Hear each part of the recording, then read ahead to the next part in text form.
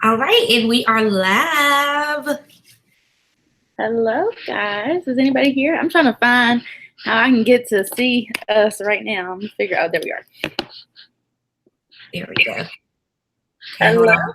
guys. Is anybody here? I gotta pause. There we go. I gotta turn this one down. Yeah, that's what I'm doing right now. Yeah, and we'll play all of the above.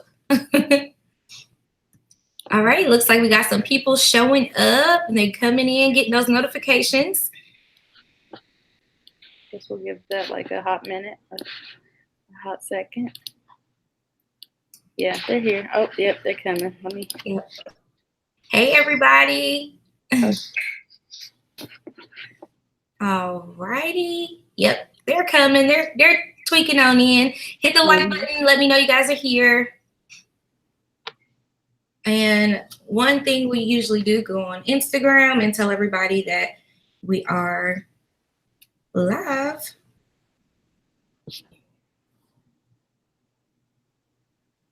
Oh, yeah. Hey, everybody. We are live right now on my channel. Come watch us and let's chit chat. We're going to talk about collections and our September budget and all that good stuff. So come see about us. Oh, okay. There's that. Okay, I think we got a lot of people in here now, Shay. Cool. Let's get started. Okay. Intro on you or intro on me? Oh. Intro on you. You say handle that. Okay. Can y'all hear? First of all, can y'all hear us? Because we have gotten a little uppity and we've purchased these little microphone things, and I heard Michelle really loud and clear as opposed to when she didn't have it. So let us know if we sound good and let us know if there's ever an echo and whatnot, because we're trying out these new little microphones. Okay. All right. All right, you guys. Thank you so much for joining us for another episode of the Budget Misses. I am E.Michelle, and that is Shay Budgets. And together we make the Budget Misses. And today we're going to be just reviewing our September budgets, kind of talking a little bit about October because we missed last week and we are sorry about that. And we're also going to get into talking about collections. So Shay, take it away.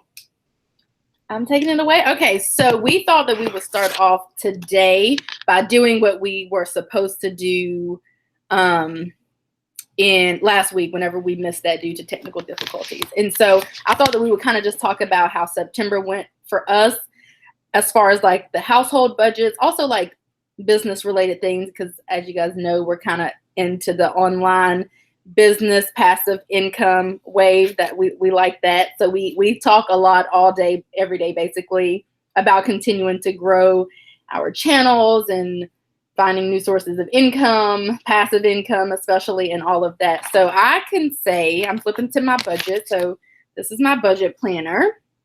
It is the Erin Condren Deluxe Monthly Planner, which we will probably be giving away one today. So you may want to stay tuned.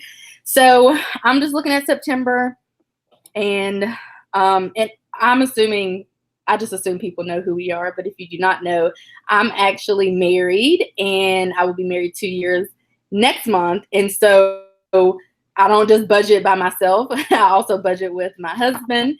And so September was a good month for income for me as far as like passive income, online income. It was actually my best month to date since I started this whole thing last year in last August. So that was great. If you kind of watch my channel or keep up with me at all, over on my channel, you will know that September was a good month as far as income. Let's see, I'm just looking at, because what I like to do is I like to track, well, I track all expenses electronically, but I also like to put where I'm over and under, and I show that on YouTube as well. But I'm looking to see if there was anything really major. One thing that was a little annoying, which was my fault, basically, I had to pay my personal trainer for 2 months. So that was literally $510 that I paid to him for the month of August and September. So that was a little, different for us, and not difficult, but just something that's not ordinary. I accidentally paid my husband's minimum payment on his student loan twice. So that was a little annoying, but not too bad. But, you know. Wait, how did you accidentally do that? So all of our bills are on auto pay. And so I noticed that the bill had not come out yet. And it normally comes out in like 2-3 days. So I went online, I logged into his account to see what was going on. And I promise you, I did not see that a payment had posted for September or was processing. In retrospect, I may have seen one, I'm not sure. But at that time, I did not see it. So I made a payment manually. And so the automatic payment came out and the manual payment came out. Actually, the manual payment came out before the automatic payment. That's how long it took. Took like 5 days for it to come out. So that took place. I upgraded my home office here in September. So I added another desk, which makes for me to be like super productive. So that's something that took place. That's what I wanted for my birthday. So that's what we did. So that was like a large expense. But outside of that, we really were either on budget or under budget, like as far as the rest of the expenses go, like gas for our cars and food, dates.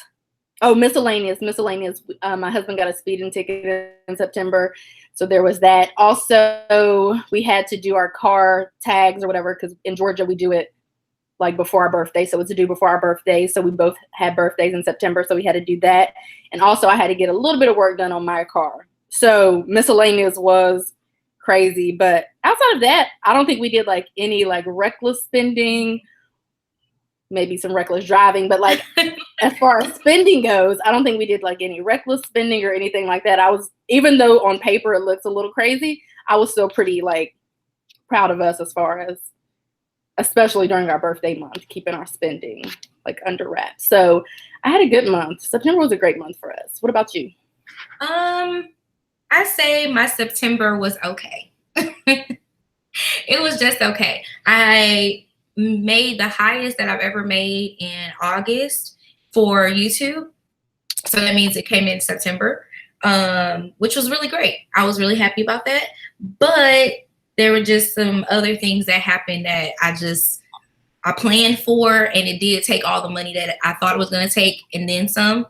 So like, the bills and stuff, those are fine. My Etsy fees ended up being just a little bit more, and I'm happy. I'm actually okay with that, because when that happens, it lets me know that my business is doing better, because that just lets me know I need to budget more for my fees.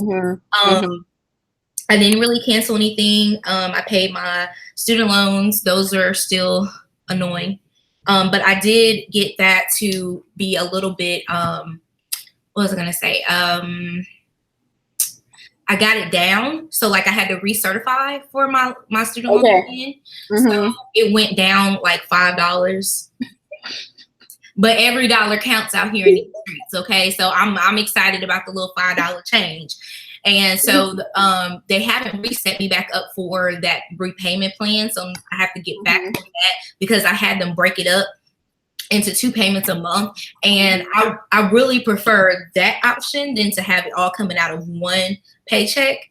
I don't know. That's just it makes me feel better about giving them money, because I hate giving them all of my money at one time. I don't know if that makes sense to anybody else, but it's a Jedi mind trick for me as far as student loans go. Like, I feel better when I break it up, and I don't feel like I'm giving them just a whole bunch at one time, because before that was my problem. Like, I would pay them, and then I'd be like, oh, now you finna get them $100 and something, $300. Actually, it was like 300 something in. I ain't finna get them $300. I'm finna use that 300 to go get my hair done, my nails done, feet done, because that money could go somewhere else. So I know that about myself. So now I don't do that. I'm trying to think. Oh, I went out of town. I had a trip for my family, and we ended up having to all pitch in and give money for like food. We had to pay for our hotel that we stayed in. We ended up staying 2 nights instead of the planned 1 night that we were going to stay. So that costed a little bit more. And then we did some activities for my birthday. We went to the foot wash, as you guys heard me talk about before. And then it's my birthday and my son's birthday. So even though I was doing my sinking funds, it still was a little bit expensive for doing his birthday party. And Courtney's car broke down at the same time. So I had that to happen. And when, you're a help me, is it help me? I'll be saying help me, helpmate. Y'all don't know talking about. It's in the Bible. You're supposed to be helping the man that's next to you. Okay, that's me. So I had to help him with his car because it was a lot of money. Even though my brother was the one that was fixing it, it still was a lot of money. So yeah, that's why I said I kind of had an okay month. Like I made a lot of money, but then it felt like my money was going out different places, and my soul gets tired. Mm-hmm. Mm-hmm. Yeah. One thing that I forgot to mention is so currently, oh gosh, I can hear me. What just happened? I think there was an echo. I just heard me, so that just threw me for a loop. But anyway, so if you follow me, then you know this already. But currently, we are saving money. And so basically, we just save all of my husband's income, and we have all of it to go into a separate account. And so we live off of mine, and we've been doing that for forever, since we've been married, basically, or since we've been budgeting. And his is going to a different account. And so while we did save all of his money, there are a bunch of things that we're saving for. And so we did have to make a large purchase in September as well, but it was pretty like budgeted for, So I do have a blog, and on my blog, when I do the end of the month budget reviews or report cards, I do grade myself. And so I automatically give myself a C, ourselves, really me, because my husband would get an A+++ every month, but I gave us a C. Any month where we don't go further into debt, I give us a C. Mm-hmm. But honestly, for September, I think I gave us like a C plus B minus or something like that, because although we were over budget and, like I said, the speeding ticket and like some other things like that, we still did pretty good as far as like saving and like being prepared for that large expense. That was like $1,500.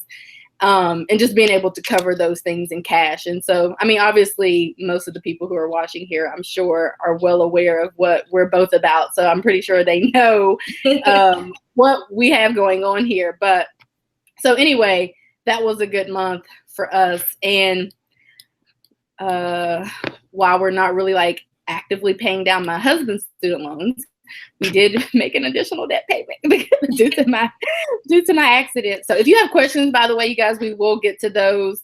But it's really hard to like talk and like try to read and see. So we'll come back to those for sure. So if you have questions, just drop them there, and we'll be answering those questions, and also some questions that we got for the last, the original budget episode 3. This is clearly the remix, but we'll be answering those questions as well. So yeah, so I think for us, we did fairly well. What would you give yourself? What grade would you give yourself? I gave myself a D this time.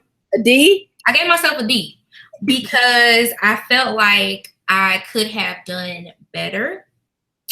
You got the new iPhone. I did. That's like the most important thing that took place in September. I'm so excited. And it was a personal choice, not something I had to have, just something that I wanted to want. And so I got it. I was thinking about that today before we slide on into our next topic, because I went and got my nails done. And the reason why I got my nails done is because of the chair situation with the rent. If you guys are following me, you guys know it was a whole drama with this chair. Basically, my apartment complex opened it, used it, and then they didn't think that was an issue. So it was an issue for me, and we got money taken off of our rent. And so after I paid rent today, I was like, because they told me the price, but I thought it was going to be more. I was like, let me go get my nails done because I just want to. And I just went and got my nails done. But I was thinking about on the way home after I went and got Bud Light and Strawberries, I started to think about how if you don't actively like pay attention to where your money is going, you literally, like, back in the day before we started budgeting, let's say we did like the beer run or whatever 4 times a month on the weekends or whatever. So that'd be like 10 times 4, so $40. If I were getting my nails and hair and feet and nails done, eyebrows done on the regular, that's a couple $100s a month. So right there for like brews and upkeep, we're already at like $200. And then if we're being reckless with our gas, like if we were being reckless with gas or like, just not really trying to, not that I like try to hit all my errands on the way home so I don't waste gas. But I'm just saying, like, just joyriding and doing all that extra stuff, that's more money that's adding on there. If you're not paying attention to what you're spending eating out, that's like another couple hundred that can add on. I mean, we could for sure be up to 1,000, 2,000 just reckless, just on things that you don't really think anything of, because you're like, I work hard, I deserve it, I'm gonna go get a new this, a new that. I almost got sucked into that iPhone, but I did not do it because I had did the office upgrade and whatnot, so I didn't feel like I needed that. But really, if you don't pay attention to this stuff will creep up on you. And that's why I think it's so important to track expenses. I track every single expense in my phone. I use an app called Fudget for that. And so I track every single expense. It's really annoying, but I don't think we're at a place where we could not do it yet. Like, until we're clearing $20,000 a month, I don't think that we can not account for every expense. Like, we just, I have to stay on top of the budget, or else I will go back to spending recklessly. So anyway, that was just something that I noticed today, as far as this stuff could really add, even just things that you think that you've deserved or earned because you work hard or whatever, that stuff can add, you're going out to eat once a week, or your margaritas at the bar, or you're going out to the club, or you're getting your nails done, or your hair, your feet. That stuff really adds up. And if I think the way that I'm able to, because this is one of the questions, which is why I'm kind of talking about this, that we got last time, the way that I'm able to kind of keep the spending, or just kind of pay attention to the spending, is because I think about what saving $1,000, let's say $1,000 is what we're going for. We save more than that a month, but let's just say we were saving $1,000. Investing $1,000, that's a huge thing. Let's say we're saving $1,000, or putting an extra $1,000 towards debt or towards the mortgage. We don't have one, but I'm just saying, putting an extra 1,000 or a couple hundred or whatever towards something else, it's going to obviously help out in the long run. And I've always lived a YOLO lifestyle. I still battle with that, because I'm spend it all while I'm breathing and just worry about, but you really can't live that. I just really can't live, because I'll never get a house or upgrade my car or anything like that if I'm just blowing through all the money every month. I'll be happy during that time. I'll be happy to have traveled to a new city, or to have done this, or to have done that, but I'll never meet long-term goals if I'm just being reckless, or we're just being reckless. Yeah, and that makes perfect sense. I remember when I have an uncle, I have family down here, and I moved down here with a car that was already paid for. My parents bought me a car in high school, and so that car was still good. It was a Grand Am, and that thing was decked out. You hear me? Anyway, but the car was still in good condition. And I went out and I talked to my uncle, and he was like, you got a good job, spend your money while you can. So I then went out and got me a car note. My car note was $400, something I had never had before. Now, I was salaried, but I now had an apartment. I had, with no, student stuff to take care of it. Because when you're in school, you kind of pay your stuff off with your student stuff. So now I have an apartment, I have a car note, I have car insurance. I had all this stuff coming out that I wasn't prepared for, because I was just trying to spend my money while I was still alive. And that's just not a good way to live your life, because I definitely could have kept my car longer and then waited, saved up some money, and bought a car cash. Because I would have had that money, because I was living I've always been the type of person. My brother expressed to me about where you live at. You still want to be safe because you're a young lady, but if you don't spend the majority of your time at home, which I didn't at that time, I was always out and about going on trips and stuff, and I was single. It was why are you gonna pay all this money for this rent when you can get you somewhere that's nice and livable? Not saying you live uncomfortably, but you live somewhere comfortable for you, so that you still have money to do what you want to do. And that was probably the best advice, and I still live by that right now. But I feel like if I hadn't did all of that stuff so early, or trying to, prove that I had this money because I was now salaried, I wasn't making number 35,000 a year. I don't know what made me think that I was really doing it big, but back then I thought I was doing something major. So I can attest to that. It's definitely. And I think, as we get older and whatnot, we start to, learn or just realize that, retirement's coming quickly, or like if you ever want to get a house or whatever the case is, and you really got to work for this stuff. Because I definitely, for sure, don't want to be like 60 and trying to save for retirement. I mean, or whatever the case is. So I just have to make the sacrifices now. But I think it's important to find a healthy balance, because I'm still living my best life every single month. I say it every single month. Living my best life for sure. Like, I'm not deprived of anything ever. And even when we were paying off debt, as much as we were paying off debt, when I'm talking like $4,000 or $5,000 a month, we were doing to pay off the consumer debt, because I don't consider our student loans to be strictly consumerism, or really consumer for me, not at all. But so when we were paying off the car and all of that, we were putting huge chunks of money towards debt every month. Even then, in the 3 months, 4 months, 5 months, however long it took us to do that, I had saved for and paid for a trip to the Bahamas. I had went to Puerto Rico. We had taken like some staycations. I mean, we were still living our best life during that time, because I can't just deprive myself of everything that I love in an effort to pay down some debt, because I mean, it's going to get paid down. I have a plan for it. I mean, to be honest, if it never got paid off, but I still was able to manage my money properly and live my best life. I mean, I would live that lifestyle too. I mean, I'm not going to be worrying and stressing myself over saving or paying down debt. That's just not the life that I'll ever live, and that's just the bottom line. Yeah. Nope. I feel the same way. It has to be a healthy balance. Like, I know people are probably like, you didn't need an iPhone, which I did not need an iPhone because I had the iPhone 10 before.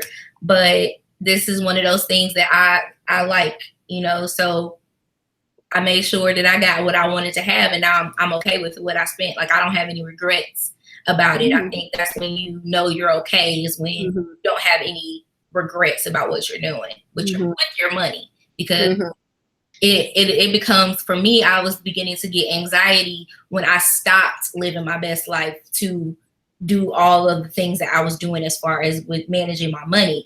I had to do it that way because I had to cut myself off cold turkey in order for me to do what I did. But at the same time, I was hurting myself emotionally because I wasn't giving myself what I needed, and I was holding back on stuff that, it's okay to reward yourself every once in a while. It doesn't have to be a big purchase. It could be just taking yourself out to eat or something like that. So that was something that I've been learning, is definitely finding that happy balance between what, putting your money aside, saving it, doing what you want with it, but still being responsible.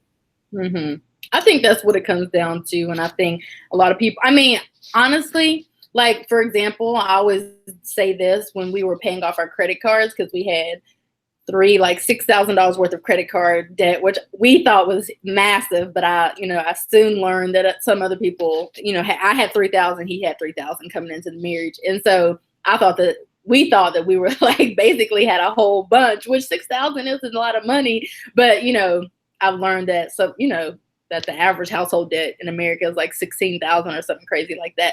So, there's that. But like, we really thought that was like a whole bunch. And so we wanted it gone really quickly. And we paid that off in 2 months, in addition to making the minimum payments for our other loans and our other debts and whatnot. And that's something that we wanted to do. So we sacrificed 2 months. I think we went on 1 date per month, which is atypical for us. And I think we spent like $200 or so, like the bare minimum on groceries and like all of that. And that's something that we wanted to do during that time, because we wanted that debt gone really quickly. But like, after we did that, and then after we paid off the car last year, and now that we only have student loans, I'm not saying that I'm like trying to drag and not pay these people back the money that I borrowed from them, but I'm definitely going to stick to the plan and not slowly do it, because that's not the goal, but to make sure that I'm still paying what we can towards it, but also taking care of other obligations. If they tell me I need to pay them $250 a month, I'm gonna pay them $250 a month. And if I have to save for whatever, then I'm gonna save for whatever. I'm not gonna be, if I have to pay for this or pay for that, or if I want to do this or I want to do that, I'm gonna still do that. And eventually these people will get their money. But I think it really is, if you want to cut yourself off or like stop spending, or kind of do that for a short term. Mm-hmm. Like if you could get rid of all of your debt in 1 year by never going out to eat again or getting your nails done or whatever, I think that people would do that. I think most people would do that. But if it's going to take a person years, I'm not going without seeing my friends or family members and like all of that stuff for the sake of paying down debt. I'm just not going to do that. So it'll get paid off when it's time for us to start working on those again. Yeah. Okay. So do you want to segue into the next little topic? So, well, I'll segue her into it. So we're going to be talking about collections today.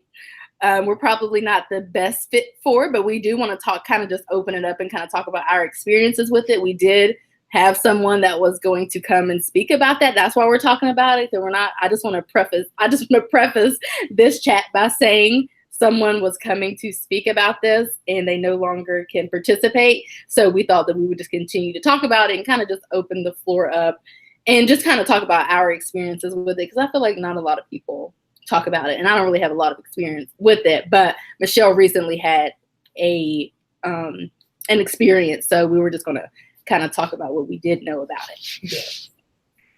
I have a lot of experience with collections. There you go. Girl, go ahead, girl. I am not ashamed. I did not understand collections, if that makes sense. I thought once it went to collections, it's out of here, right? Like, I thought I was going to have to pay more. So that was what my theme was. I was like, okay, hospital bill, I'm not paying that. It's going to go to collections, move on out the way. Some know I ain't paying. The only time I would pay, like, if after the insurance pay their part, I didn't understand why I got to pay more. What I got insurance for. This was my mindset. I might have been all the way wrong, but this was my mindset. Okay. So I let a lot of things go into collections just because. A Comcast bill, why? It was $252. I had a pediatrics bill from my son. That babies have to get a hearing test. And after insurance, I still owed them, wait for it, $72. $72 was in collections. Why? That's the small stuff that's crazy, but what was affecting my credit score. So what I did was I went through my credit report last year and I figured out how much stuff I had in collections, and it ended up being like probably about $3,000 worth of collections items. I moved out of an apartment and I decided I was going to move out. I gave them a notice. I gave them my notice. Okay. My notice was 30 days. Their notice was 60. I gave them a 30-day notice. I moved out. I still kept my key because I still had some stuff I was trying to get from the other place. It was just being young and dumb. And they ended up taking me to court. Well, when they took me to court, then that $1,000 turned into like $2,100, maybe close to $2,500. So I had that collections, plus I had a hospital collection from going to the for my son when I had my son, and they garnished my check because the collection, once you go into collections, you have so many days and they can sue you. And once they sue you, they send you a paper or a notice, or they serve you, right? Well, in my head, this don't do what I did. Just when they serve you, go to court. Because I was like, I'm not going to court. I'm not going to pay them nothing. Okay. I don't know what made me think I was the big bad wolf, but I really thought I was the big bad wolf and wasn't none going to happen to me. And they took my tail to court. I did not show up. They garnished my paycheck. And they not only did they garnish my paycheck, they garnished my bank account. And when they garnished my bank account, they took everything. They took all of my money out of my bank account. They didn't leave me with nothing. I'm talking about my checking. Oh, they came for what they deserved. They came for everything that was there. And they still didn't get all their money. Okay, so that's how I was living my life. But they took everything. Now, thank the Lord, he was looking out for me, because that happened on a Wednesday. I was getting paid on a Friday, but I had just got my tax refund. I wasn't trying to pay them. Okay, so they got their monies. Somehow, some way, they're going to get their money. So I said all of that to tell y'all that collections are serious. Some people will tell you, don't worry about paying off your collections. And that may be the story for you. But for me, my story is getting them things off of there, because I am working towards getting a house. There are people who don't believe in credit scores and stuff like that. They may be in a position to pay money down and stuff. I need some help. I need a lender, because I'm a borrower. And I need that. So I got to get my stuff together. So this recently, you guys know I was applying for a house. So I had paid all that stuff off in February. I thought it was good. My credit score was boom, raising up high. I had went up 45 points in a month. I was good. I was just letting them stack up, paying my bills on time, doing all this stuff, raising that credit score. So it come time for me to apply for the loan for the house. Y'all, they said, no, ma'am. And I was like, what you mean, no, ma'am? I got the credit score to prove it. Like, what do you mean? I just ran my credit score. What do you mean? So when you run your credit score on Credit Karma, it gives you the basic credit score based on how they view your credit.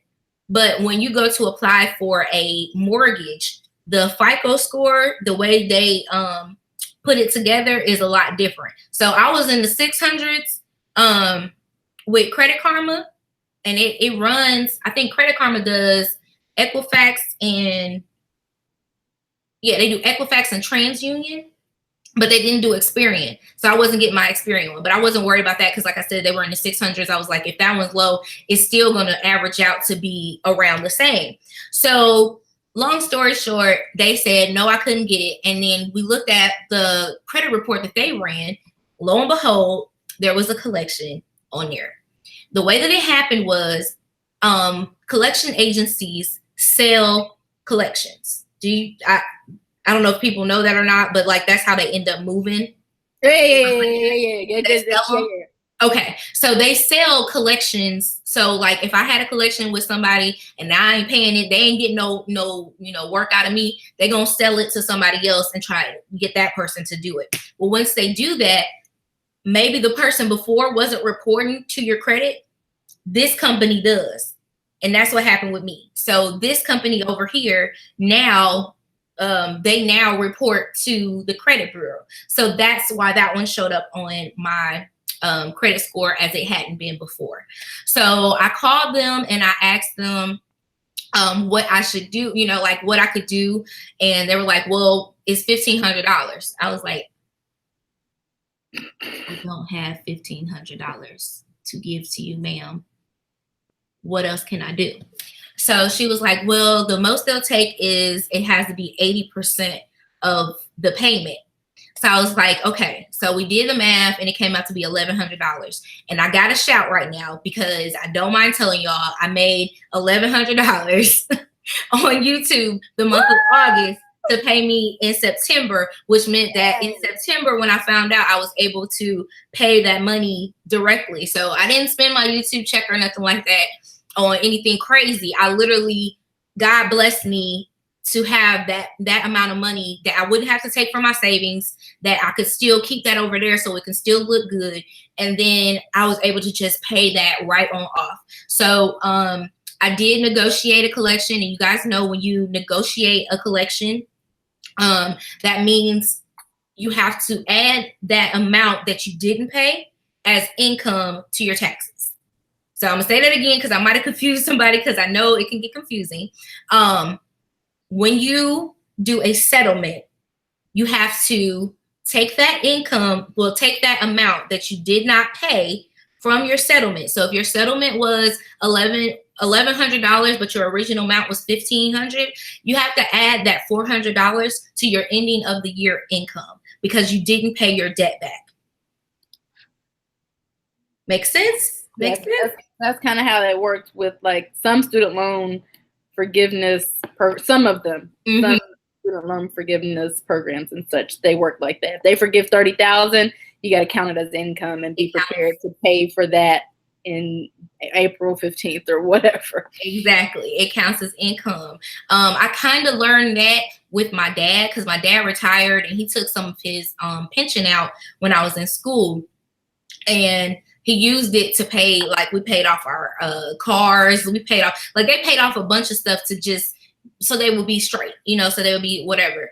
And when I went to school, my dad put his regular income at that time, not adding in what he took from his pension. They came back and audited us and told us that we had to count the money that he took from his pension as income. Even though it was his money, they still counted it, and I had to end up paying the whole like $10,000. So yes, you have to just make sure while you're negotiating these prices and stuff, because I did a lot of negotiating back in February, and I got everything down to where I ended up saving like $900 on my payments versus just paying the whole thing. I have to take all of that and put that towards my income. So it may or may not hurt me or help me, whatever the case is. But I was okay with that because I didn't want to give these people no more of my money. Okay. I'm sorry. I get agitated giving people my money. So that's my debt story, my debt collection story. But what I really wanted to stress tonight is just making sure that you're aware of what you have in collections. Don't just let that sit there and not do anything about it. Because if you're working towards getting a car, I know we have some younger people here, singles, whatever. Like if you're working towards getting anything, they're going to pull your credit. And no lender wants to let you borrow money and you owe people money. Now, student loans, they look at a little differently. I've been told that by several millions of people. They look at student loans a lot differently than what they look at regular consumer debt. Your student loans still will count against you. Don't take that as it doesn't, but they have a different eye towards it. Are you paying your student loans? Are you paying them back on time? Has it hit default? They do that type of stuff, that looking at it. But as far as like the amount of money, they know it's student loans. But your consumer debt, if you're not paying those consumers, if you're not paying your debtors back, they are not going to give you no coin. They won't give you no monies whatsoever. So I was trying to read the comments at the same time. We'll have to go back after in a minute. Yeah. And read those. Okay. Well, as far as mine, I feel like I've had more. I feel like maybe I had more than what I can remember. All I remember is that one time in college, I went to the emergency room. And then, because I moved a lot in college, meaning either I was like living at home, like for the summer, or I was living in my own apartment or on campus. And I was kind of just everywhere, because it's not really stable. Well, I didn't consider it to be really stable in college because, you got to leave the dorms for the summer and all blah, blah, blah. So I just know like a payment had gone, a bill had gone to collections that I didn't know about. And I eventually, once I found out about it, it was like $130 and I could definitely pay that. But that went unbeknownst to me also. I had a phone plan in my name and my mom was supposed to be paying it.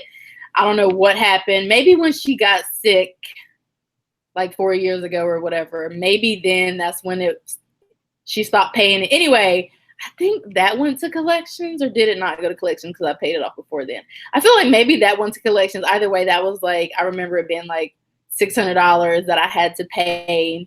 I feel like there were other things in collections, but I don't really remember any of them. All I know, really all I did was just pull up my credit report, see what I owed. I did start with collections. I know some people, you're going to do whatever you want to do. But for me, I thought that it was smarter some people just are like, if they're dormant, leave them dormant. Although I feel like you can say that maybe you should not do that. Maybe you should pay off your collections first before moving on. That's how I felt. I was like, well, let me just pay these people first and foremost, and then move on up to like active debt. So I don't really remember. I looked at my credit report, called them to confirm the prices and who I needed to pay the money to and where I needed to make the check and whatever. I would always, if I could, have them to send me some kind of correspondence after our phone call, just so I can see how much I'm paying and agreed to pay or whatever. I don't think I ever tried to like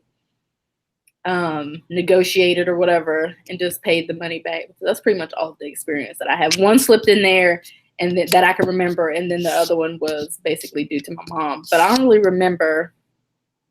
I don't know that I had any others. I can't really remember what they were anyway. So anyway, I feel like definitely starting with the debts and collections first. But yeah, I think that I feel like some of them just slip in there before. And you're just like, oh. Yeah, it can definitely just happen. Like you said, in college, like I was not responsible. So I would change my address because I moved from a dorm to staying in an apartment, and I didn't change my address with Macy's. Macy's was still billing me. I'm like, I ain't got to pay them because I ain't getting no bill.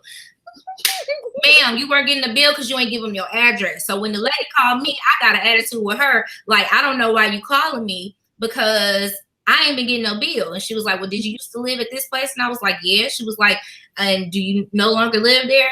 I was like, no. She was like, okay, well, that's why, because your stuff is going to this address. And I was like, so close the account.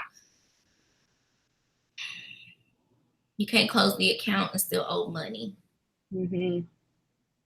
One lesson that I learned is to always, like, I feel like every time we go to the dentist, we always, like, they always say that the insurance is going to cover this or that and the third, and then they actually don't. Now, again, college was a little different, so I was back and forth here and there. But one thing that I've been doing is always, like, checking behind to, like, double check, because I feel like that's how that first one went into collections for sure, the medical pay, the bill. But always kind of, like, checking behind if you're going for, doctor's appointments and you're seeing specialists or whatever, they're going to do whatever, charge your, bill your insurance and try to get whatever they're supposed to get from them. But I feel like every single time there's like you were saying with the $72, my husband went for a cleaning recently. He had the lady said that you would think that the insurance would cover a cleaning. Now, it is my insurance. He's on my insurance. You would think it would cover a cleaning and you wouldn't have to pay any money. But it was $32 that we had to pay for that. And then for me, I went for the same thing. And my payment that what I had to pay was like $6 or something like that. So I don't know. One thing that I've learned is to just kind of check behind the doctors and such, just to make sure you have paid what you're supposed to pay, because they will surely come for $3 or $20, as they should, because I will come for my $20 or $3 if somebody borrows it from me too. But I'm just saying, definitely, that's one of the things that I learned. And that's what I was gonna. You said something earlier, and I forgot about it. What I did was I got everything in writing. I made them send me stuff to tell me that this debt was paid and that it would be removed. So I do have one that, even though it shows that I paid it off and it's closed, on one credit report, it's still showing up, and that's that stupid Comcast bill. And so I have to go back and get them to rewrite the letter so that they can delete it from my credit score, because it shouldn't show up on there at all. It should have been deleted, because that was our agreement upon me paying that amount, was that it should be gone. So make sure you get everything in writing. Whatever they tell you, say you're gonna get it in writing. Make sure whenever you pay over the phone, get a reference ID number, get the person's ID number, because they have those too. Have all those notes together, because in the event that something happens, like, I have my notes and everything of who I talked to and who told me it was going to be deleted. So now when I write my letter, if they don't remove it, it's going to be on them. I'll have to go to the credit bureau, but I'll have all of my stuff together so that I can fight, my battle. And That's something else about going against people. Like there's a lot of credit. What do they call them? What are these agencies? I'm trying to think of these. Like you see the little signs everywhere. Credit repair. Okay. Credit repair people. Let me give y'all a little tip. This is my ASMR for today. Credit repair people do this. Can y'all hear me? Okay. Y'all, they send these letters for you on your behalf to tell them that you don't owe this debt. That's what they do. That's literally what they do.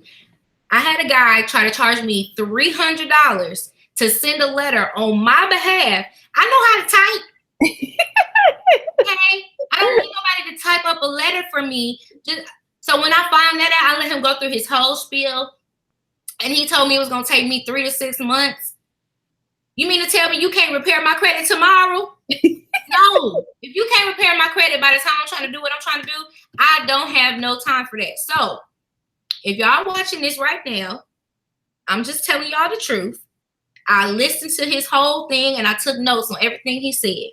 And I'll put together a little something and I'll put it on my blog of what you can write to the credit bureau about your different accounts. You don't write it to the credit bureau. You actually write it directly to the company. They have 30 days to respond to you.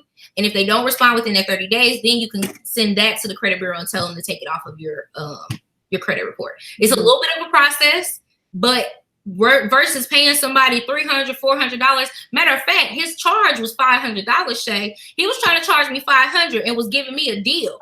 I think he thought I was cute on the phone, okay? He was like, baby girl, don't worry about it. I got you. And he harassed me for 2 weeks. Courtney was finna answer the phone because he was like, who is this man to keep calling you? I went answer the phone. I said, look, he was trying to help me repair my credit. He was like, repair your credit, huh? Yeah. So anyway, that's a secret that people try not to tell you. That's all they're literally doing is writing stuff on your behalf. You're giving your information. They're going to pull a credit report. That's what you're paying for. You're paying for them, 1, to pull their credit report that you can pull for yourself. You're paying 2 for them to send a letter that you can send yourself. All of this stuff is available online. Literally. Mm-hmm. If you have the time to pay somebody else to do it, sit down, take you a weekend, go through your credit report, write your letters out, make you a standardized letter. We all got bills. We got a lot of people we need to write to. Okay, make you a standardized letter, get you some stamps and some envelopes. Make sure it's certified when you send it out so that you can get a confirmation that they actually received your letter. Make sure you do that. That's number 1 important thing is making sure that they've received your letter, and you only do that with delivery confirmation. Might cost you $3.66 on the front end. That's $3.66 for certified. But you got that delivery confirmation that it was received. So once you do that, you give them 30 days. I think some of them it's 30 to 60 days or something like that. But anyways, they have a certain time period that they have to respond to you to tell you about your debt. If they don't tell you, then you can go on and contact the credit bureau and tell them what you found out and all of that stuff. Mm-hmm. So I don't know who need to hear that tonight. I need to let y'all know the secret. One thing that I wanted to say is I don't know if I asked if mine were going to be removed or what, but they were. The only thing I have on my credit report, or the only debt that I have, is my student loans. The only debts that I have are my student loans. Well, it's like a consolidated situation, so it's just the student loans. So I don't know if I don't remember if I asked them to, or I don't know what happened there. But yeah, it's not on there, so that's cool. But anyway, we are coming to an end, so we are going to answer these questions from last time and then try to answer questions from today and then talk about a couple other things, and then we'll be finished. So the question from last time, the person's not even probably here, but she asked, looking forward to the live. I started seriously budgeting/planning in August with the goal of buying a home in 2019. How do you ladies stay disciplined and focused in your budgeting? I'm married to a person who doesn't spend money, and that's literally why I stay on budget. Otherwise, I would be living the YOLO lifestyle like I once lived for 20 plus years before I got married. So that's my That's my reason for staying on budget. And I'm barely doing it now. I find it so interesting that people like really think that people like, comment on my budgeting and stuff. I mean, I'm not saying it's like terrible, but I feel like every month we're always a little over in this category. I mean, literally due to me typically in this category or that category. But that's pretty much how I stay focused, to be honest, to be 100% honest. In fact, it was basically like a requirement that I got my life together when we got married, or otherwise we would have been divorced by now for sure. Like we wouldn't, it's 2 years next month. I would have been divorced for sure. Like, cause definitely. So that's how I stay on budget. So I guess find me somebody that is cheap and won't let you live your best life. No, I'm just kidding. My motivation is because what keeps me literally because I wanted to provide better for my family, and I am a big spender. I like stuff. I like techie stuff. I like things. I'm a hoarder. I'm trying to describe myself the best way I can. And so I know that I had to change my lifestyle in order for me to be able to go where I wanted to go. And I wanted to travel more. And it got to the point where I was living paycheck to paycheck. And I couldn't explain where my money was going. And I never want to get back to that point again. So now that I'm in a point where like I can pack up and go if I need to. I can move around if I need to. If somebody asks me to come somewhere, I don't have to say, oh, I can't go because I don't have the money, hold on, wait, plan it around my paycheck. I don't have to do any of that anymore. And so that's my motivation. I never want to get back to that spot where I'm like, I'm down to my last $2. Me and my son got to eat.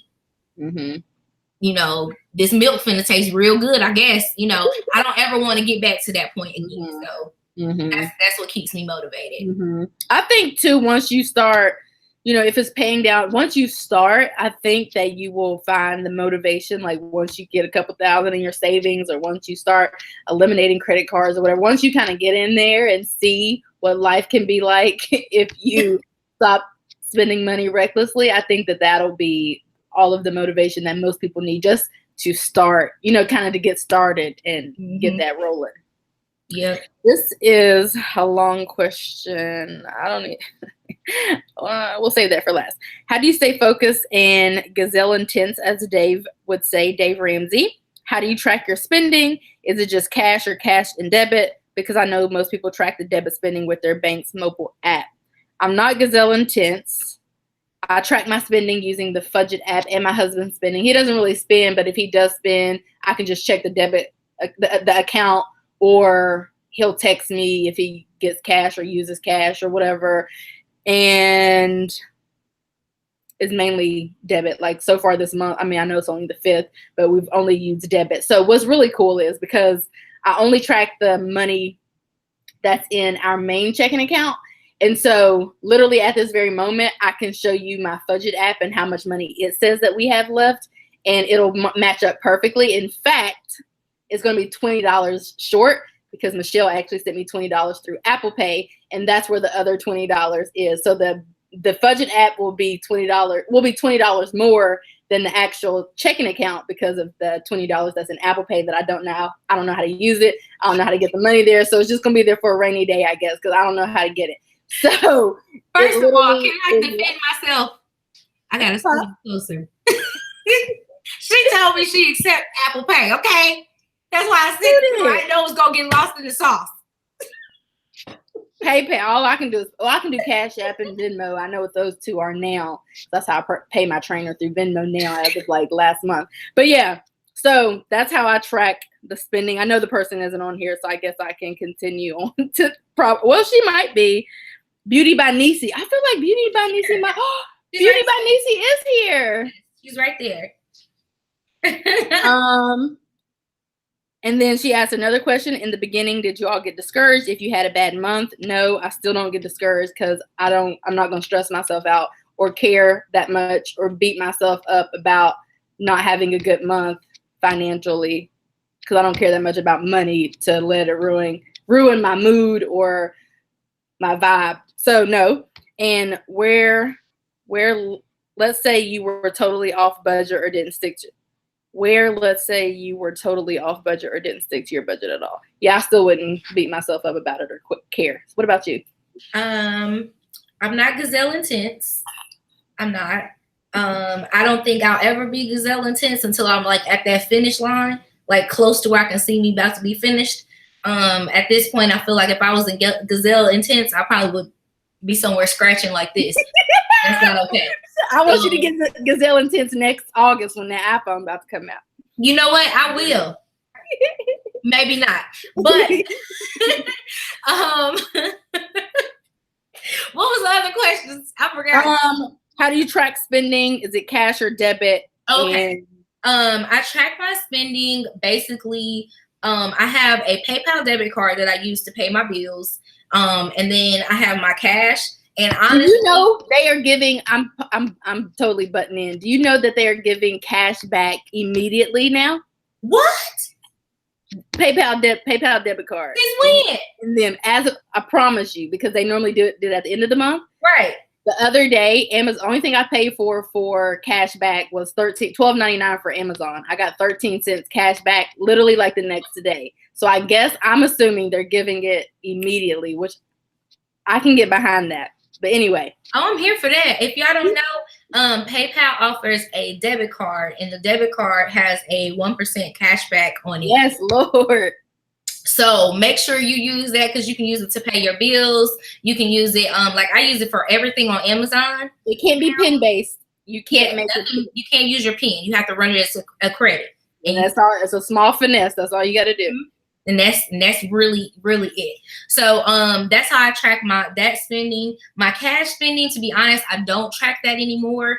With my cash envelopes, I was going real hard with like tracking everything that I spent on the rack of them. But now I just kind of like, I know I went to the store, I spent this much money, this is how much I have left in my cash envelope for this day.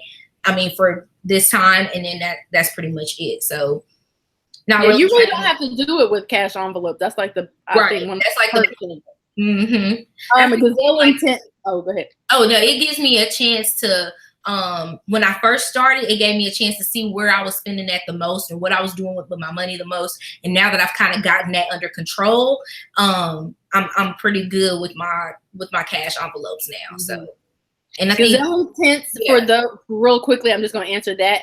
That is basically like a Dave Ramsey term, and he pretty much describes it to be not going out to eat until you're out of debt, not really spending any money, honestly, outside of like necessities, not working, picking up another like job, maybe even, kind of like doing literally everything that you possibly can to pay off debt, and essentially not really fulfilling any wants. So that's pretty much what people mean when they say gazelle intense. And I think we were gazelle intense for 2 months to pay off credit cards, and then after that we kind of chilled, for us anyway. Yeah. So yeah, we're not gazelle intense right now. Another question. I don't know if Divine Plans is on here, but she asks, I'm so hyped for this live. And if these are all the questions, it's looking like we are in for a giveaway. Anyway, my question is, how do you all determine exactly where the money will come from? For example, if he makes $500 and you make $500 and you have an $80 bill, are you combining maybe the two incomes and making the budget so now it's just 80 from the 1,000? Or are you doing 40 from his 500 and 40 from yours to pay the $80 bill? Because I want to budget and be fair at the same time. So that's actually more so of a question of, should you combine finances with your spouse or should you not? And if you are going to, what's that going to look like? And so I can say for us, we have combined finances. So all of the money is ours. I make money this way. He makes money that way, but it's all of our money. And then I don't know that we've ever split anything. Like, I'm going to pay $50 of this bill or you pay 50, like, ever. So we just kind of pay it from one account, and that's just how it gets paid. So I don't know that we've ever even looked at it as being like us splitting. It just gets paid, and that's just what it is. Now, it might look right now, it's a little tricky because we have his income going to a separate account, and that's all being saved. And eventually when we get back to paying off student loans, that'll all be going towards debt. So right now it looks like a little like it's split or not combined, but that's only because we're choosing to separate that money so that we're not tempted to spend it. It's kind of like an out of sight, out of mind type situation. So like I said, I think that's a matter of if you want to combine finances with your partner, or if you do not. If you want to, you can, for which case there's no splitting. Like if you combine your finances, there's no splitting because you have combined finances. Or if you just want to keep it separate, which if you want to do that, you can just split it. I think that if you want to budget with separate finances, Divine, if she's on here, or she might come back and watch this, then if you want to keep them separate, then you just budget every month what your half of the bills are going to be, or what your obligations are, and just pay that from your particular budget. And then the spouse can do, or, you know, the boyfriend or whomever can do the same thing. Because I think it's, you know, at that point, it's essentially like having two different budgets because your finances are not combined. So that's what, hope I was clear. Love y'all. By the way, that was the end of it. But anyway, do you have anything to chime in about for that?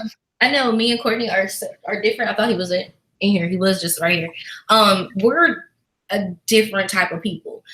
So everything, I end up paying everything, and then he pays me back for his portion of it. So that's how we kind of split up the finances, I guess you could say. So I'm the budgeter, and then he's the pay me back person, if that makes sense. Mm-hmm. Yeah.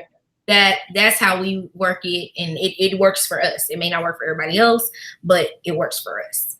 Mm-hmm. We're on a different pay schedule and everything. So my pay schedule is the 30th, or the last of the month and the middle of the month, and then his is every other Friday. So it just works for us to do it like that.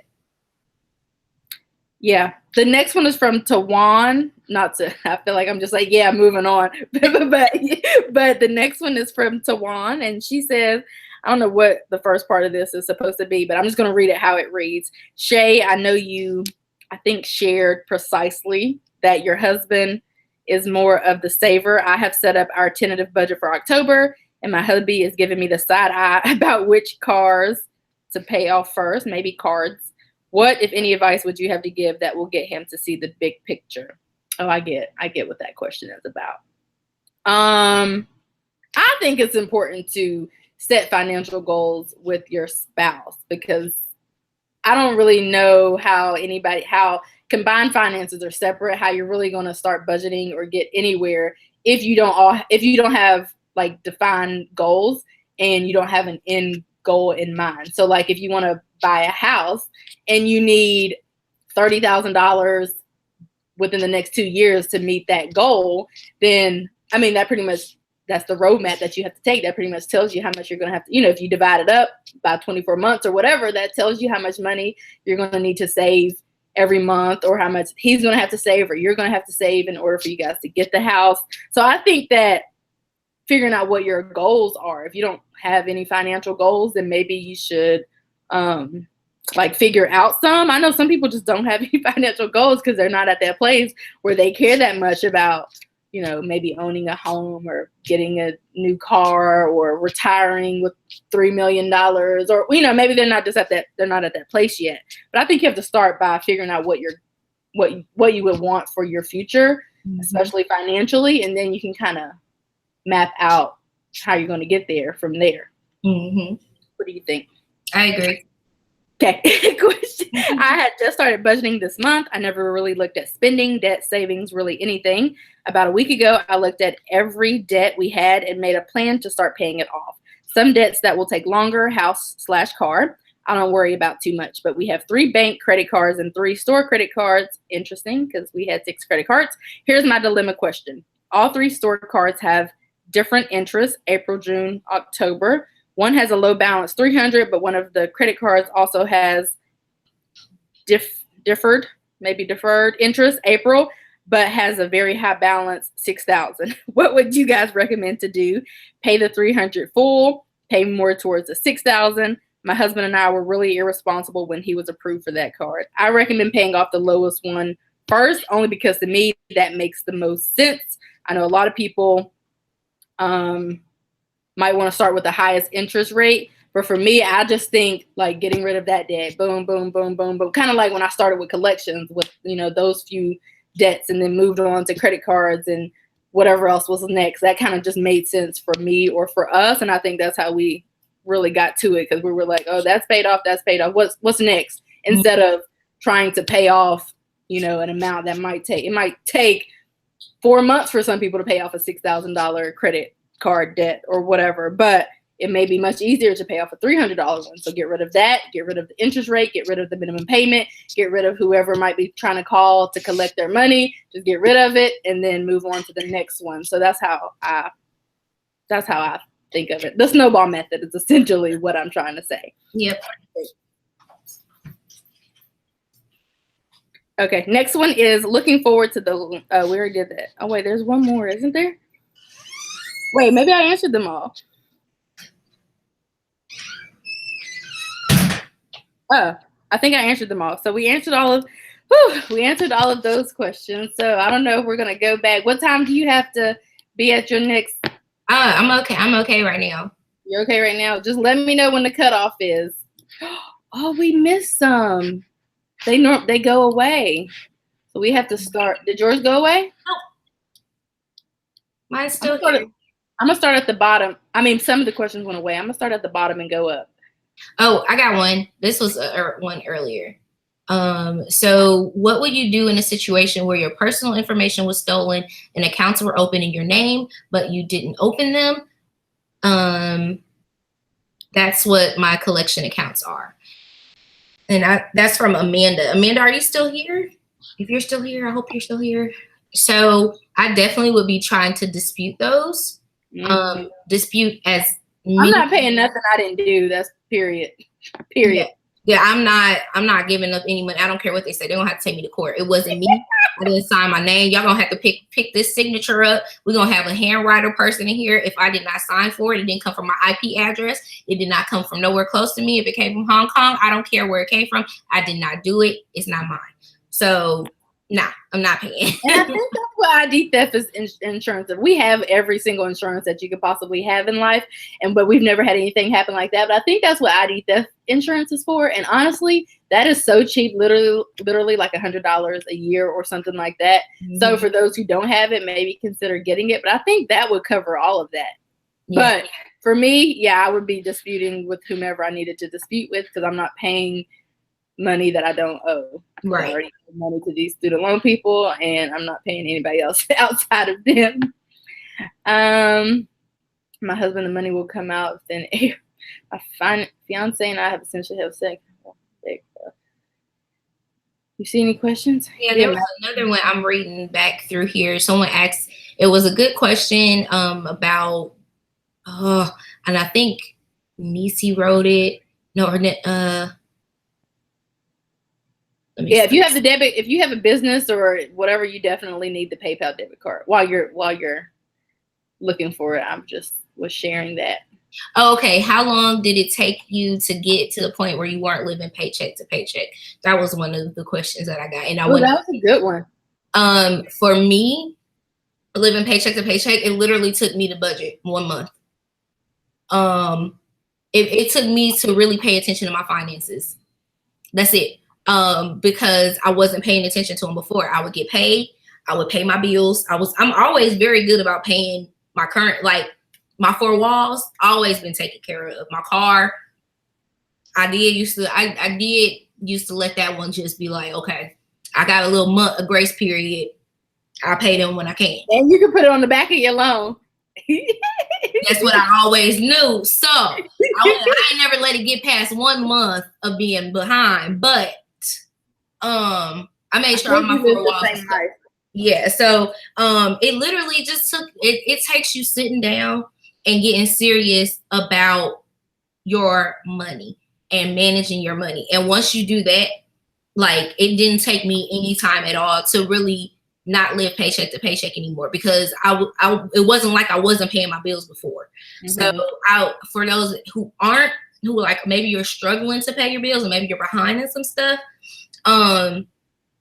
that may be a little bit different, you know, for you to get back on track. It may take a couple of months for you to get back on track, but I would say to definitely just get focused. And if you get focused, it'll all work itself out, because you'll have your plan together, and you may be coming up with like $50 left over till you get paid the next time, but your bills are paid. You got your money that you didn't already put your groceries in there. You know what I'm saying? Like, that's extra money that you don't have to worry about. Mm-hmm. I would agree. I probably took a one paycheck cycle or something for the both of us to finally, you know, get situated and not be blowing all of our money and all of that. But I would say too that I know it's more difficult for some people, because if you don't have the money, if you have way more bills, if you're running out of money before you run out of month, that's an issue. You might have to cut some stuff. Cable might have to go. Whatever is going to have to go is going to have to go if you want to stop living that lifestyle. Because I promise you,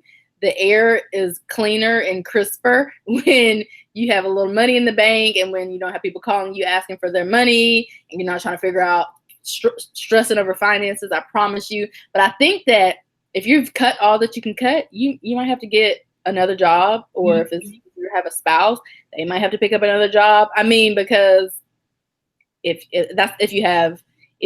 don't have enough money to pay your bills, you know, if your ends aren't making the meat, you got to take drastic. You got to take drastic measures. Yeah. What do you recommend doing when you need a car and don't have any credit and don't have $1,000 extra to spend? I will tell you that at this very moment, first of all, if my car broke down, I would have enough money to replace it. But if my car did not work, I would use my husband's car. We would just have to carpool. Like when his car didn't work, when his car was in the shop for like a week, maybe last month or the month before that, probably August. But if you live in an area where you can catch a bus, an Uber, a cab, or whatever, I would say to do that. Because I don't know, you know, some people live in rural areas and that kind of stuff just isn't going to work. But if however you've been getting around now, I would say continue to do that and work extra shifts and cut back in some different areas until you can afford the car. So I'm not going to tell you to go get a car loan, because I feel like I've gotten 2 of those and I could have avoided those twice had I just kept my little paid for in cash car that my mom got me in college. Yeah. Same. I would give that same advice. I definitely would say just wait as long as you can. Having a car is a major responsibility. It's more than just getting in the car. And I think that's something that we forget about. And I'm actually going to be doing kind of like a little special on that with my brother, because he's a mechanic. And so I can give you guys some tips on how to keep your car longer. But your car is more than just having it work. And I mean, like having a car, you have to make sure it's working. You have to get the tires, you have to have an oil change. And so if you don't have the money for these small things, like that could happen from you buying a car right off the lot, things happen and you may need to get something repaired. That puts you right back to where you were when you didn't have a car. So it's definitely important for you to really get to a point where if something happened, you'll be able to take care of your car as well as take care of the car note. So I think it's important before you go and get something, definitely think about that aspect of it, because you don't want to put yourself in a deeper hole than what you were in before. Mm-hmm. Another thing, because I work far away from my husband or whatever, and I drive at work too, I would literally just rent a car and probably save up a couple more $1,000 so I can get a nicer car or something like that before I went and got another car loan or whatever. So I don't have a car loan now. So that's probably what I would do before I went and got another one, because I refuse to have another one so soon. I just paid off that car in December, and I just can't be bothered with another one for at least 5 more years, because my car was pretty new when I got it and pretty new when it was paid off too. So yeah, I would literally just rent a car before I went and got another. And then, also, you know, if you're not in a position to be able to pay cash for a car, think about taking out a personal loan versus taking out an auto loan. That's another option for you. Like if you can get a car, maybe you found a car that's in good working condition, make sure it's in good working condition. I can't stress that enough. If you find a car in good working condition, you can pay cash for it. See about getting a personal loan and paying that personal loan off versus getting an auto loan. Your APR may be a little bit different. So that's definitely a better option. You can go through your bank. It'll be cheaper. It's you have a different time period to pay it back off, and you can go ahead and pay it off really quickly. So definitely think about your options there. Don't just go out and get a car note because we do that. I got a car note. Do I want to have a car note? No. But do I have one? Yes, because my brother told me to get rid of my car, and he's my mechanic. So I do what my mechanic says, and I got rid of it. I agree. What advice do you ladies have for the one income households who make $2K for certain reasons? Around $2K. So I really don't think $2,000 a month is bad, but I guess it would depend on your cost of living. I live in Georgia, and if I had $2,000 a month to live off of, I could definitely make it work. It just would depend on a lot of different factors. If you have kids, if you have to pay for childcare, if you have a car note, whatever, that would all, that all goes into play when you're kind of asking those kinds of questions. So, my watch is going off.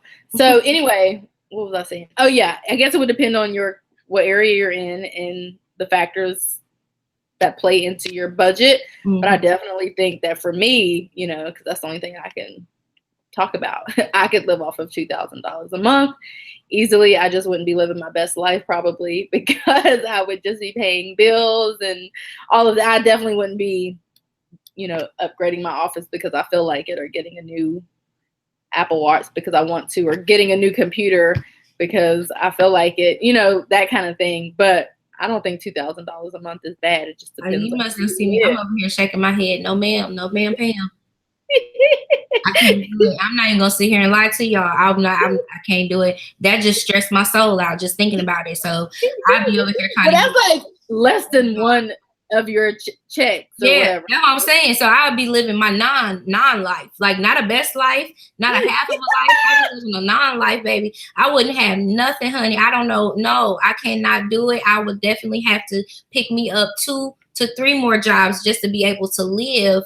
I mean, to breathe. You know what I'm saying? Like just to breathe. And that's only because of the stuff that I have. Like just thinking about my rent, my 4 walls by itself. Yeah. I'll be stuck, and I ain't in the most expensive place. You know what I'm saying? Most expensive place. I'm right in the middle. You know what I'm saying? So I have to really just, drop down to get my eagle on. So y'all might find me on a pole or something trying to make up that extra money. But no, hun, no, ma'am, I can't. Well, yeah, because you would probably get your rent paid, your car paid, and probably a few other bills. I wouldn't have no insurance. I wouldn't have no lights on like this. I wouldn't have.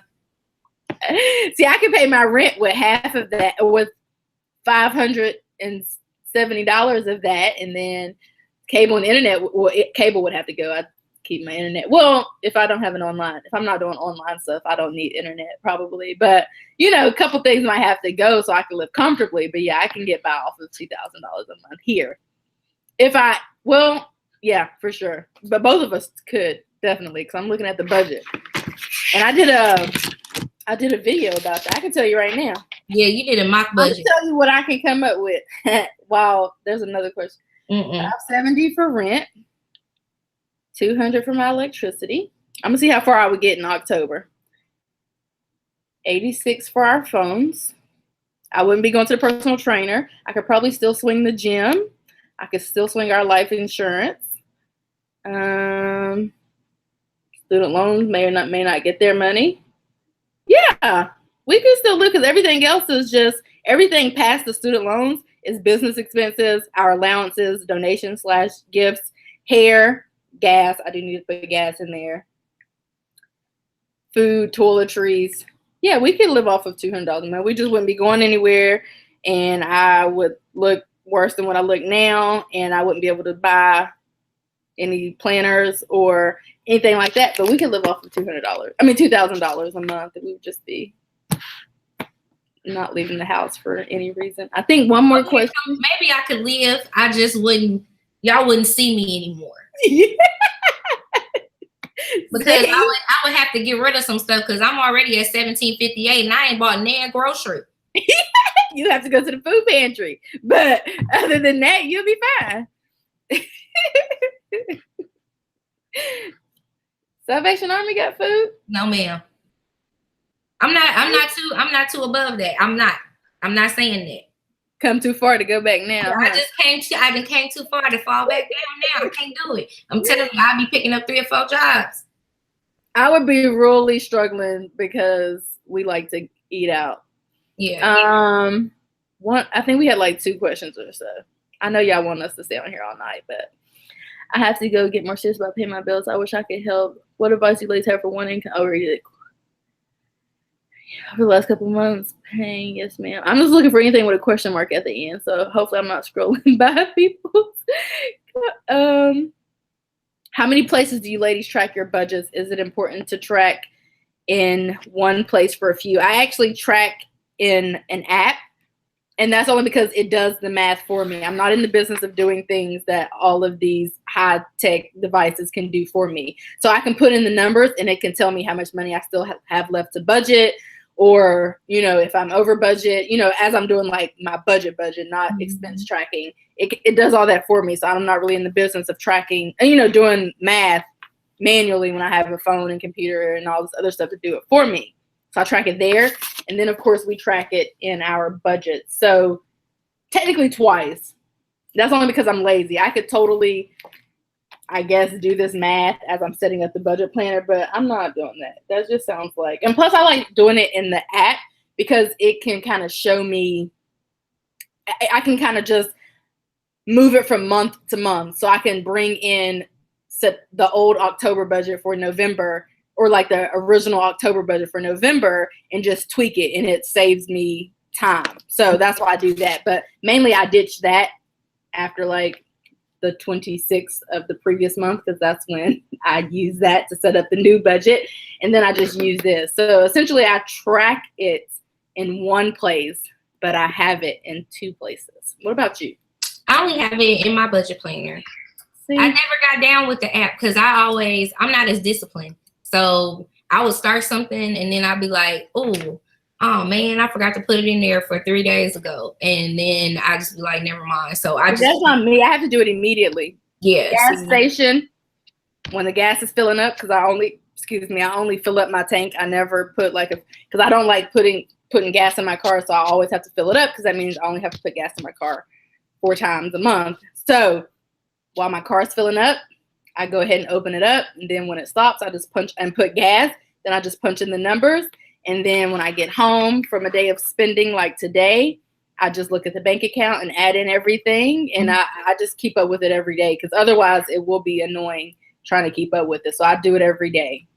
I commend you. I also wanted to say I commend these ladies. I'm looking over here in the comment section and I'm like inspired, because I'm seeing some single moms telling me like they're living off $1,600 a month, off of $1,800 a month. And that's like really, that's inspiring to me. It's definitely doable. And I don't want to give the impression that it's not doable. And I'm being silly, but for me, I'll be like, oh my gosh, because you really have to cut out some stuff. I mean, you really have to cut my life back. Like I would too. I'm not going to no personal trainer. I spend hundreds of dollars every month on a personal trainer because I want to. Yeah. I wouldn't be able to go to a personal trainer and I couldn't buy anything really. I would just be living a minimalist lifestyle, which I'm sure I could probably stand to do every now and again. But yeah, you just really have to cut back some stuff. Because if I had to cut back my nails, I don't know what my soul would do. That just really hurt my soul. So I don't want to talk about it. You don't want to talk about it anymore. I guess if you guys have any last minute anything, I don't want to just like be gone and then nobody could get their question out. So if you have anything, throw it out there. Otherwise, do we give them the big news now for next month or next week? Yeah, I will. Okay, go ahead. You do it. You got it. Oh, you do it. Okay, I got it. Okay, so Michelle has a planner conference that she has been invited to next week in Atlanta. I live in Georgia, not in Atlanta, but it's not too far. So, although you guys probably think we're BFFs in real life or something, we've actually never met. But we will get to meet next week, and I'm bringing the studio lights. Michelle is bringing her fancy bougie uppity camera. I forgot. Am I bringing the tripod, or you got the tripod? I think you're bringing the tripod. I think I'm bringing the tripod and the studio lights, and we're going to be filming some videos. We plan to do at least 2, and so we would like video ideas. I think we have 1 to do, which will be another surprise, but I think we would like to do another one. So if you guys have video suggestions during the live, you can drop them now or even after the live. If you think of anything, definitely message us, or any questions that you would like us to answer, because we may do a Q&A. Although I feel like we do that every other week here on during Budget Talk. But that will be happening next week. We're super excited for that. So, you know, it's in my planner. I've been trying to get it situated. And that's why I got my nails done, because I didn't want Michelle to have hers done and mine just look a mess. So I got my nails, and I'm getting my hair done next week. So, because we're going to be in front of the camera, which I rarely am. Oh, this person asked this question twice. How long did it take you to build your credit back up after canceling your credit cards? I don't know what kind of voodoo my credit cards have going on, my like credit score, but my credit score actually never was low with the credit cards or even after the credit cards. It has just gone up, but it's actually quite high, and I don't know what, because the credit card thing, I'm still trying to figure out, like, I know like 30% is determined by, or like the credit utilization, I think 30% is determined by that. But I don't know. I feel like there's a lot of things that go into it. That's one of those intricate parts, kind of like when we're trying to figure out this YouTube stuff, the YouTube analytics. I feel like me and Michelle and Keita are always trying to figure out the YouTube analytics and how come this person got 3,000 views and they made this amount of money, and this one, it's just one of those things. I feel like it's a lot that plays into that. So I don't know, but the credit is basically stayed the same. It's always been the same pretty much really since as long as I can remember. So I don't know. And I just have the student loans on there currently. So I don't know. Yeah, I would say for me, when I did close that one credit card, I ain't closed another since. But well, you can't. You close your credit cards, your score is going to take a hit. If you want your credit score to be right, you can't close it. It took a big hit, and that's when I would say my credit score started to go down, below the 6s, and I was like, "What the world?" And I had never experienced that before.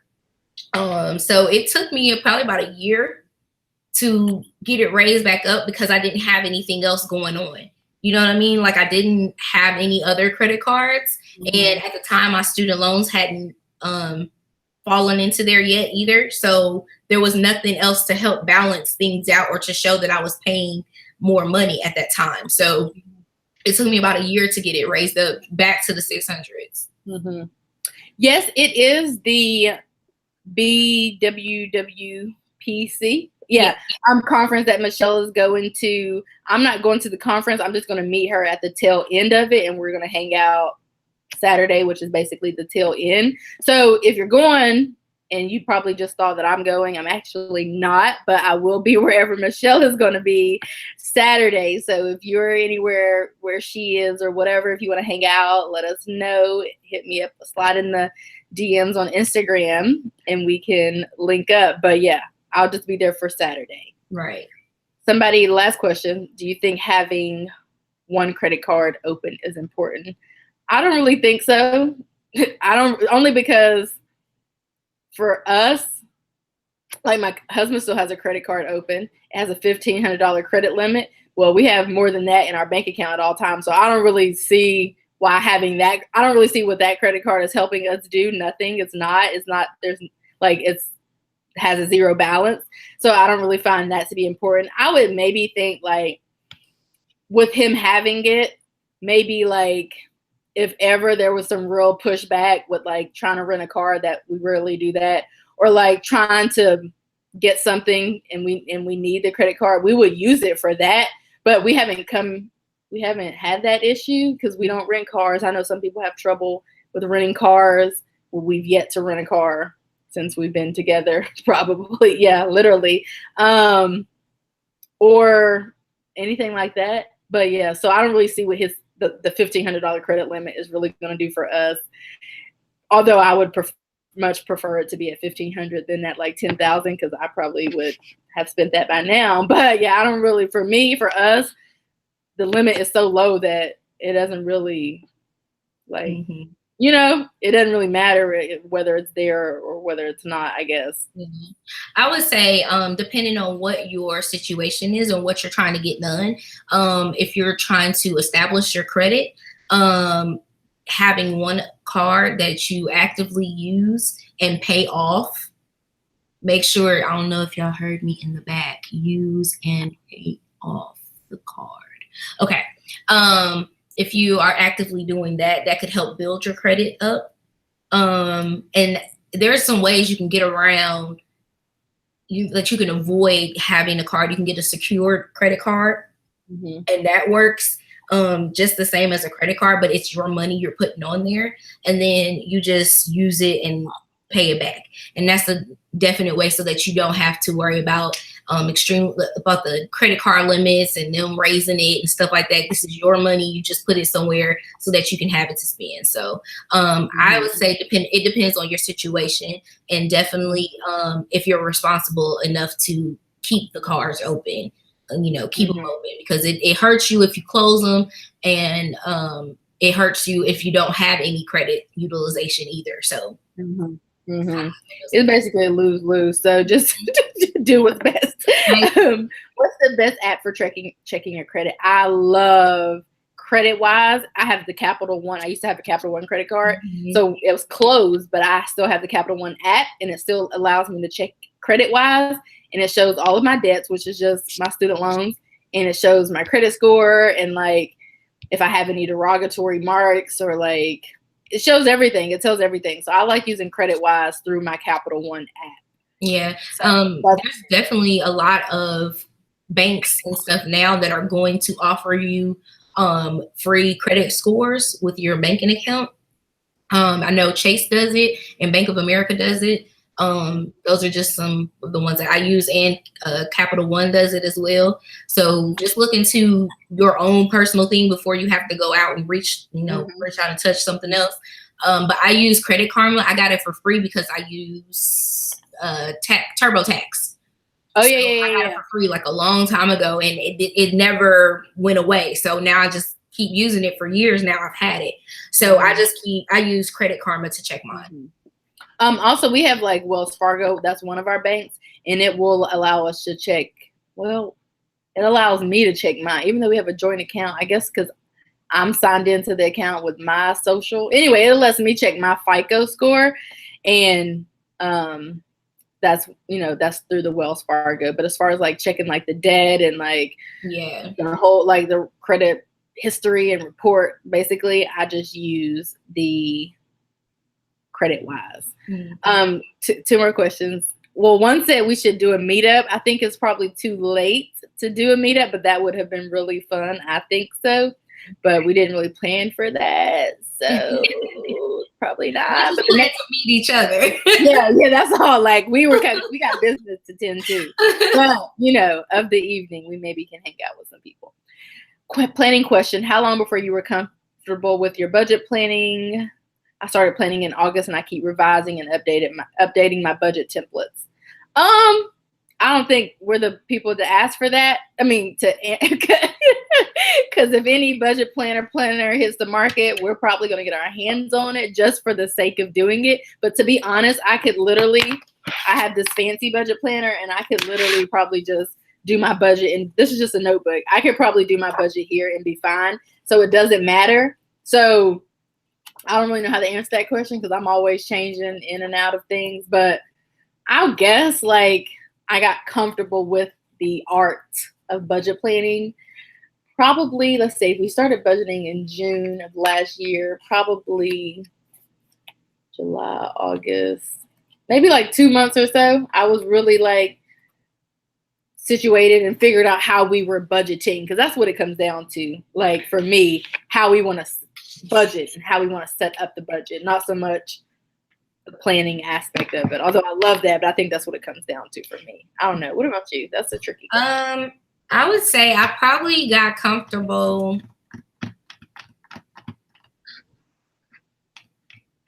I probably became the most comfortable when I got my Erin Condren. You think so? I was comfortable, like I was okay before, but I got like sit down in your seat comfortable when I had my Erin Condren, because I set it out. I set it up exactly how I wanted it. I feel like I'm picking up what you're putting down there, but yeah, I mean, I get what you're saying, because I mean, it's literally the perfection. I mean, honestly, like I have no, like it's little. I mean, look at this. I mean, I just have to show. This is just a flex, but I mean, look. Yeah, is this not the cutest? Adorable. Love it. And I have my budget and I have expense tracking. So if you were to get this, which one of y'all might be getting this today, well, it would have to come in the mail, but you get what I'm saying. You could use all of this for expense tracking. Like literally you could do, oh, she has it out. Literally you could get the job done inside of this planner. And then it has this. I mean, it's just I do love it. Like I don't really have the intentions of changing it, which even I picked up these 2 budget planners from the Happy Planner that just came out. But honestly, I'm definitely sticking with, I mean, I'm giving these away probably, but I'm definitely sticking with my Erin Condren for sure. So, okay, let's get to this giveaway so we can, these things would go on forever, I think, if we let them. Because we're pushing 2 hours now. Oh, no. Okay. So we're going to be giving away an Erin Condren Deluxe monthly planner, the one that Michelle is holding, except we don't really know who we're giving it away to. So somebody on here is going to win this.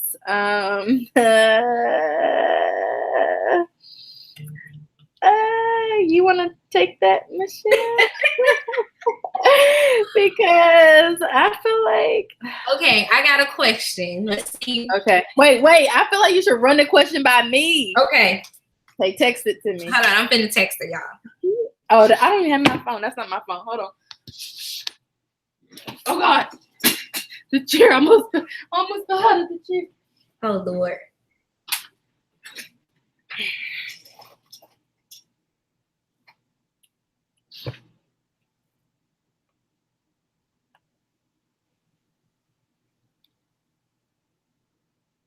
I can't. I see a lot of people just join. We're about to do a giveaway. So is it going to be the first person? Yeah. The first person? Is that a good question? Oh, okay. I got it. I got one. Hold on.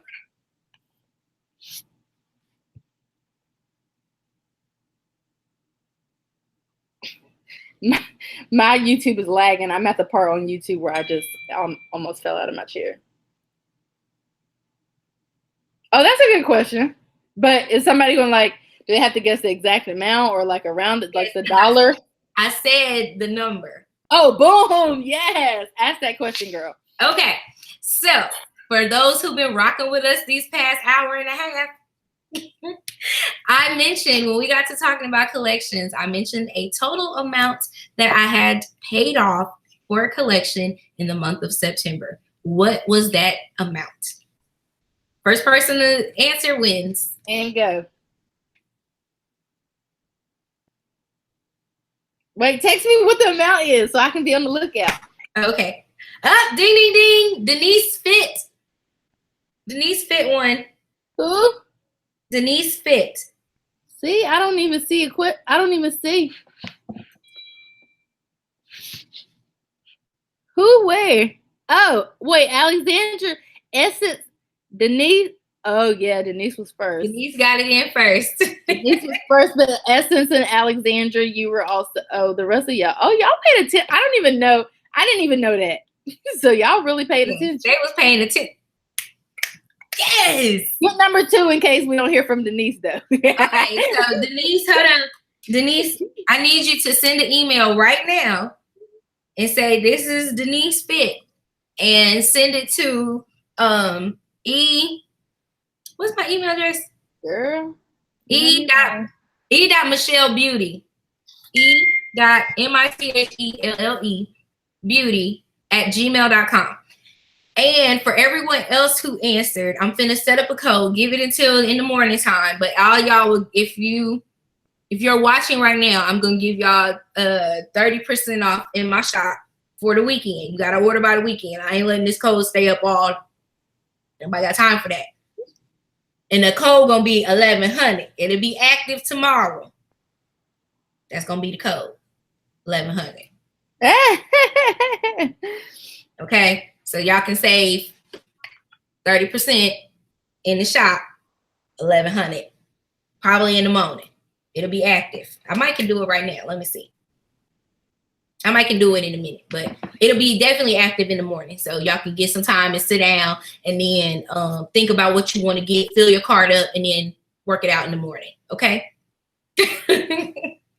So I think that's it. I think so too. I'm looking at my notes. We answered questions from last time, giveaway, video suggestions, and yeah. Oh, I have a topic for us to talk about next time. Oh, okay. I'll text that to you. But yeah, I think that's pretty much it. Time to go drink my little strawberry. Yeah, it's time for me to go drink too. So I'm just y'all know me, I usually be sipping on something, but since we talking about something serious, I don't want to start sipping too early and then y'all be like, really, Michelle? We trying to have real life here. So all right, you guys. So if you're going to be in Atlanta for the conference, or if you live in the area, let us know. Maybe we can have some kind of little situation Saturday or something. I would love that. If we can make that happen. Yeah, if we would have planned for this better. I'm just trying to set it. If y'all got a second, you let me set this thing up while we wrap it up. Yeah, go ahead. But if you're going to be in the Atlanta area next weekend, let us know. I think she's going to I think it starts for her on the 11th. On Thursday. Yeah. The 11th. Mm-hmm. So she'll be there longer than me. I think I'm just going to come Saturday. Again, we do have to film some videos. I am coming pretty early. But after that, I definitely can hang around for X amount of more hours. And yeah, if you have video suggestions for us, let us know. Otherwise, obviously, we'll come up with some videos, but I'm super excited for that.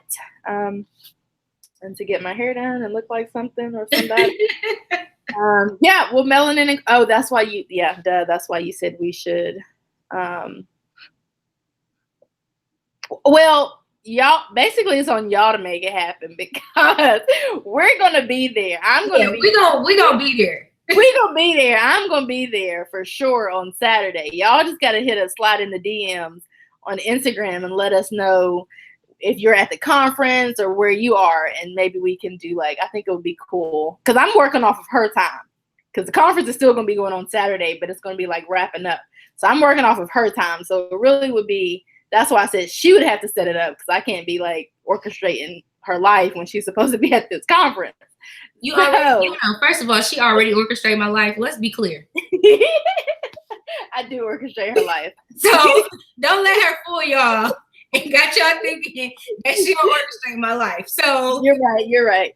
She's right. I am in the on the regular trying to get her to film a video or do something. But anyway, let us know if you're in the area on Instagram because we're not going to be back to look at this live chat.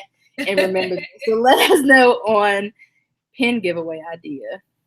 Okay, so the code, I gave y'all the code. The code is going to be, make sure y'all listening, because it made me put some letters in there. I don't know why I want to be extra, but anyways, the code is BM1100. That's B as in budget, M as in Mrs. 1100. Oh, that's cute. And it's available right now. 30% off your order over $10. You gotta order over $10, okay? Anybody got time to be sending you one sheet of stickers? Order 2 or 3 while you at it, okay? 30% off is pretty big. What's the thing? BM 1100. Y'all know BM 1100. Yeah. How much? 30% off? 30% off. Until Sunday. Sunday at 11:59, the code it's gonna disappear. So don't wait until it's time to go to work on Monday morning and try to order. Don't do that. Michelle said she just ordered. Somebody said, are the letters case sensitive? Nope. Okay, so you can do whatever. Cool. Yes, please go support Michelle, because when you support her, you support me. I don't know how, but you do. So just go do it. I love it. All right, y'all. So we are getting out of here with our fancy. Let me see. Put this up to your mouth. I just want to see if it sounds better. Can you hear me differently? You're talking lower. Oh. You doing what is it? ASMR? I'm doing ASMR. Can you hear me better now? No, put it away. Can you hear me better? I think I hear you better from far away, which is what it says to do. Yeah. It says to put it 8 to 10 inches away. I think this is a good place for me. I think so too. I think this is what we're working with. We're trying to, upgrade our lives. So anyway, let us know on Instagram if you're going to be in Atlanta. Use code BM1100 on her Etsy shop to get 30% off until Sunday. And Denise, make sure that you email her if you have any problems. Comment down below, or message me on Instagram or her on Instagram, so that you can get your budget planner or your planner. You can use it for whatever you want. We just try to get people to use it for budgeting. And yeah, I think that's it. We covered everything. I think we did. I think we covered 2 hours. This is the longest one ever. This is so long. I mean, I love it. I can stay on here all night, but I'm about to go watch Shameless because we're trying to get it done. We're trying to get Shameless done. We've been watching it for like a year, and we still can't get it done because we just can't sit there and watch a TV show. I'm not a TV person, so I will watch a show, but for the most part, I'm not really going to be like going out my way to watch a show, so it's hard. But anyway, anything else? No? Nope. I think we got everything, y'all. All right, you guys. Thank you guys for tuning in. Oh, are we aunties tomorrow? Brother. I need you tomorrow. You got me down for tomorrow? Yeah, I have you down for tomorrow. At what time? 12. Which is 11 a.m. for me? Can I let me whisper to y'all, because I don't want Shay to hear this. Y'all, I tell her the time every single time we talk. Shay is on Eastern time. I am on Central. If I say it's 12 o'clock, that's 1 o'clock your time, Shay. Okay. Wait, it's 1 o'clock? 1 o'clock. Oh, Lord. I knew that, didn't I? Yeah. I talk to more people that are not in my time zone, and it's a problem. I'm talking to people in California, and this place and that place. It's an issue. So 1 p.m., I will be right here ready to learn. 1 p.m. She's going to teach me the ropes, but you guys will find out about that later. So anyway. I better get excited. All right, we're gone. Go ahead. Close this out. Thanks for tuning in, guys. Bye, guys. Mwah. KK, bye.